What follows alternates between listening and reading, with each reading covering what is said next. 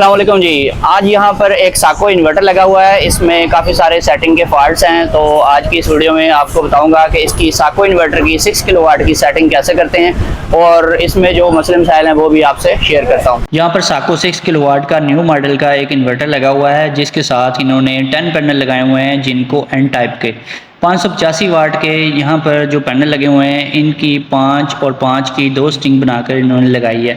यहाँ पर कई किस्म के प्रॉब्लम इनको फेस करने को पड़ रहे हैं और सबसे बड़ा जो प्रॉब्लम है वो ये है कि पावर फ्लक्चुएट कर रही है। सोलर की पावर कभी कम हो रही है, कभी ज़्यादा हो रही है। और इसके अलावा जो इन्होंने बैटरीज लगाई हुई हैं, ये ओसाका की TA 2500 और 230 एम्पेयर आर की 4 बैटरियाँ लगी हुई हैं। और इसमें जो सबसे बड़ा मसला ये है कि पावर फ्लक्चुएट करती है, पावर कम होती है, कभी ज़्यादा होती है। और जो है लोड भी इनका इतना ज़्यादा नहीं होता, लेकिन फिर भी साथ बैटरी यूज़ होती है। कभी बैटरी को चार्ज करने लग जाता है और कभी बैटरी को डिस्चार्ज करने लग जाता है, और बैटरी को बहुत ज़्यादा डिस्चार्ज करता है। हालांकि यहाँ पर इतना लोड भी नहीं डालते। ये जितने पैनल लगे हुए हैं 10 पैनल हैं, तो इनको 4 किलोवाट तो इजीली मिलना चाहिए, बल्कि इससे ऊपर इसको 4.5 किलोवाट तक जाना चाहिए। लेकिन ये जाता है और कभी जाता है और कभी नहीं जाता।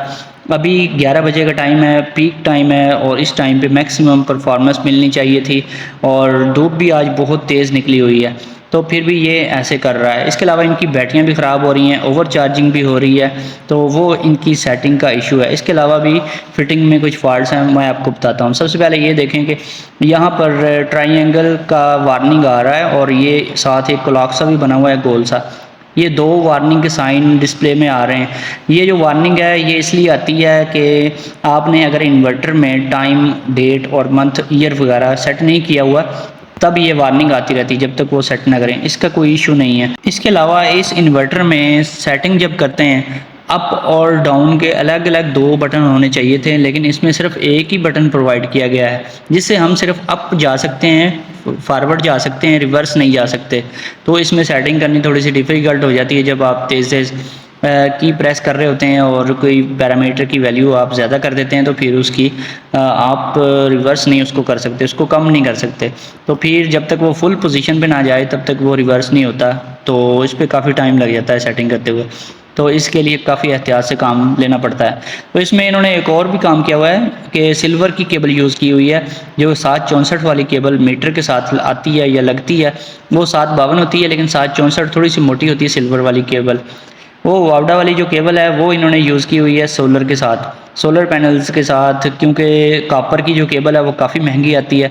उसके ऊपर इनका कोई 10-15 हज़ार रुपये का ख़र्चा आना था, लेकिन इन्होंने सिर्फ 2-2.5 हज़ार या 3 हज़ार की एक सिल्वर की केबल लेकर लगाई है। उसकी लेंथ भी काफ़ी दूर है, और साथ वाली जो बिल्डिंग है वो काफ़ी ऊंची है, उसके ऊपर इन्होंने सोलर पैनल लगाए हुए हैं। कोई 80-90 फीट का डिस्टेंस है टोटल, तो वहाँ से सोलर की पावर आ रही है। उसी के अंदर इनकी जो सोलर की टोटल पावर मिल रही है इनको डबल स्ट्रिंग की, वही आ रही सारे एम्पेयर्स, उसी केबल के ऊपर लोड है टोटल एम्पेयर्स का। इस इन्वर्टर में जो मेन इशू आ रहा है वो ये है कि पीक टाइम में 4.5 किलोवाट तक पावर इनको मिलती है, लेकिन वो कंटिन्यूस नहीं मिलती। थोड़ी देर के बाद पावर जो है वो कम हो जाती है, और फिर कभी ज़्यादा होती है, कभी 2.5 पे आ जाती है, कभी 2.8 पे, कभी 3.2 पे। जबकि इन्होंने लोड भी बढ़ाया हुआ है, AC चल रहा है यहाँ पे इनका, और कोई 6-7 पंखे भी चल रहे हैं, और भी काफ़ी सारा इनका लोड है यहाँ पे। तो ये सारा लोड चलाते हैं तो बैटरियों से लेना शुरू कर देता है, बैटरियों को लो करता है, बैटरियों के वोल्टेज लो हो जाते हैं। बैटरी कभी 45 वोल्ट पे आ जाती है, कभी 48 पे, और कभी 52 पे, और कभी दोबारा से चार्ज होनी शुरू हो जाती है और 53-54 पे भी चली जाती है। तो इसमें ये सबसे बड़ा इशू आ रहा है। PV के जो एम्पेयर्स इनको मिल रहे हैं वो भी फ्लक्चुएट होते रहते हैं। कभी ये 6 एम्पेयर पे आके स्टेबल हो जाता है, और कभी ये 12 एम्पेयर पे होता है, और कभी 18 एम्पेयर पे चला जाता है, और मैक्सिमम इसको मैंने देखा है 20 पॉइंट समथिंग एम्पेयर्स के ऊपर भी ये जाता है। लेकिन इतने ज़्यादा एम्पेयर्स भी आते हैं और अचानक ही वो ड्रॉप भी हो जाते हैं। वेरिएशन ना सिर्फ एम्पेयर्स में आती है बल्कि वाटेज में भी आती है। इसके अलावा इनको जो वोल्टेज मिलते हैं PV के, क्योंकि इन्होंने 5-5 की 2 स्ट्रिंग्स बनाई हुई हैं, तो वोल्टेज जो हैं कभी 220 मिलते हैं, और कभी जो PV के वोल्टेज हैं वो 200 के राउंड अबाउट होते हैं, और कभी 210 पे होता है। और इस तरह से PV के जो वोल्टेज हैं वो भी कम ज़्यादा होते हैं। PV के वोल्टेज तो चले, इसके ऊपर जितना लोड डालेंगे उसके हिसाब से ही वो ड्रॉप हो जाएंगे, उतने कम हो जाएंगे।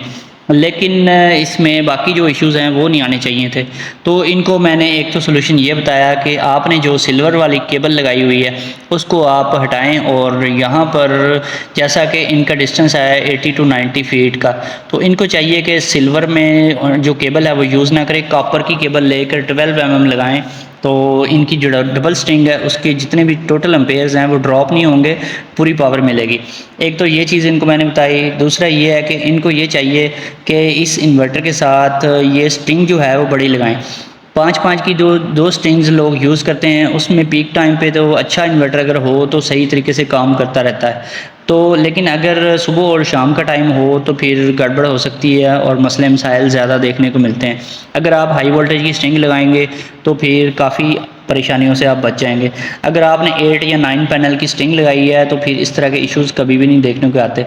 इसके अलावा अगर ये 10 पैनल की स्ट्रिंग लगाते हैं तो फिर यहाँ पर पीवी ओवर वोल्टेज का फॉल्ट आ जाता है और इन्वर्टर ट्रिप हो जाता है। यानी कि अगर 10 पैनल इस इन्वर्टर के साथ लगाएं एक सीरीज़ में, तो ये जो बड़े पैनल्स हैं इनके वोल्टेज जो हैं 500 प्लस हो जाते हैं। इसकी वजह से इन्वर्टर ट्रिप हो जाता है। आप कोशिश किया करें कि 400 वोल्ट से ऊपर वोल्टेज ना जाएं, और जो बेस्ट रेंज होती है वोल्टेज की वो 250 से लेकर 350 के इन बिटवीन होती है अगर आपने मैक्सिमम लोड डालना है। अगर आपका लोड कम है तो फिर वोल्टेज आप कम भी रख सकते हैं, गुजारा चल जाता है। लेकिन अगर आपने मैक्सिमम परफॉर्मेंस लेनी है इन्वर्टर से तो 250 से 350 के इन बिटवीन आपके एम्पेयर्स वोल्टेज रहने चाहिए। इसके अलावा ये इन्होंने बैटरी केबल्स जो है वो तो 25 mm की और बहुत अच्छी क्वालिटी की लगाई हुई है। और लेकिन जो इन्होंने सेटिंग रखी हुई है उसमें जो सबसे बड़ा फॉल्ट है वो इन्होंने फ्लोट वोल्टेज का जो लेवल है वो सही नहीं रखा। फ्लोट वोल्टेज यहाँ पर मुराद कट ऑफ चार्जिंग के जो वोल्टेज हैं वो होते हैं। अच्छा, कट ऑफ डिस्चार्जिंग वोल्टेज भी होते हैं, वो 29 नंबर पे जो सेटिंग होती है वो होती है कट ऑफ डिस्चार्जिंग बैटरी। और जो 27 नंबर पे सेटिंग है वो है फ्लोट वोल्टेज की, जो कि कट ऑफ चार्जिंग यानी कि कहाँ पर इसका कट ऑफ काम करे, चार्जिंग का कितनी चार्ज करवानी है बैटरी। तो इन्होंने 56 पॉइंट समथिंग रखे हुए हैं जो कि बहुत ज़्यादा हैं, बहुत ज़्यादा वोल्टेज रखे हुए हैं। इसकी वजह से इनको बड़ा मसला आ रहा है। और सबसे बड़ा मसला ये है कि इनकी बैटरियाँ बहुत जल्दी ख़राब हो रही हैं और टाइम से पहले ही काली होनी शुरू हो गई हैं। मैंने इनका कैप खोल के देखा है तो अंदर काफ़ी कार्बन जमा हो रहा है और ब्लैक हो रहे हैं अंदर से इनके ढक्कन। और ये जो बहुत अलार्मिंग सिचुएशन है। 1 मंथ हुआ है अभी इन बैटरीज़ को, नई बैटरीज़ हैं, अभी 6 मंथ्स इनके गुजरेंगे और ये चारों बैटरियां बिल्कुल डेड हो जाएंगी। जब ये वारंटी क्लेम करवाने जाएंगे तब तक टाइम ख़त्म हो चुका होगा और बैटरियां भी फारग हो जाएंगी। जब आप सेटिंग सही नहीं रखते तो फिर बैटरियां ख़राब हो जाती हैं। 2-2.5 लाख की बैटरियां अगर आपकी इतनी जल्दी ख़राब हो जाएं तो फिर आपको सोलर लगवाने का कोई फ़ायदा नहीं है। अनाड़ी बंदे जो हैं वो बहुत ज़्यादा हाई वोल्टेज पे रख देते हैं, करंट भी ज़्यादा रख देते हैं ताकि आपको मैक्सिमम परफॉर्मेंस मिले, एफिशिएंसी मिले, बैकअप ज़्यादा मिले। ओवर चार्जिंग जब आप करवाएंगे तो बैकअप ऑटोमेटिकली आपको ज़्यादा ही मिलेगा। लेकिन अगर आपको बैकअप ज़्यादा मिल रहा है ओवर चार्जिंग की वजह से तो ये आपका जो है ये ज़्यादा अरसा नहीं चलने वाला। सिर्फ 2-4 महीने या 6 महीने के अंदर अंदर आपकी बैटरियाँ डेड हो जाएंगी। उसके बाद आपको लेने के देने पड़ जाएंगे।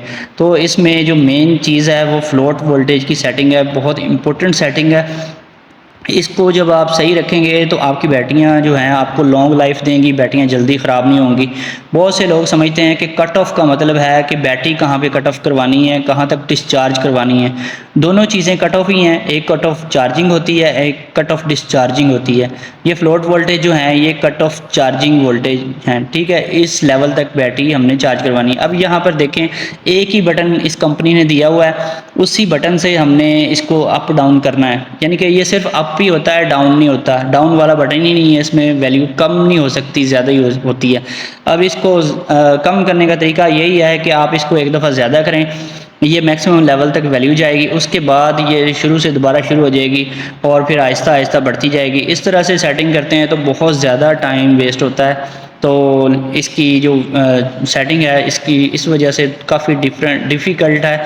और कोई भी इन्वर्टर आजकल ऐसा नहीं आ रहा जिसमें ये चीज़ आपको देखने को मिलेगी। सिर्फ इसी इन्वर्टर में ये चीज़ पाई जाती है कि आपको एक ही बटन प्रोवाइड किया गया है जिससे आपने अप भी करना है, डाउन भी करना है। इन्वर्टर हमेशा वो परचेज़ करना चाहिए जिसकी आफ्टर सेल सर्विसेज बहुत अच्छी हों और उसके सर्विस सेंटर्स आपकी सिटी में लाजमी होने चाहिए और आपको जहां पर एक अच्छी लेवल की सर्विस मिल सके। दोबारा अगर इसमें कोई मसला आए या कोई शॉर्ट सर्किट हो तो आप इजीली उसको क्लेम करवा सकें।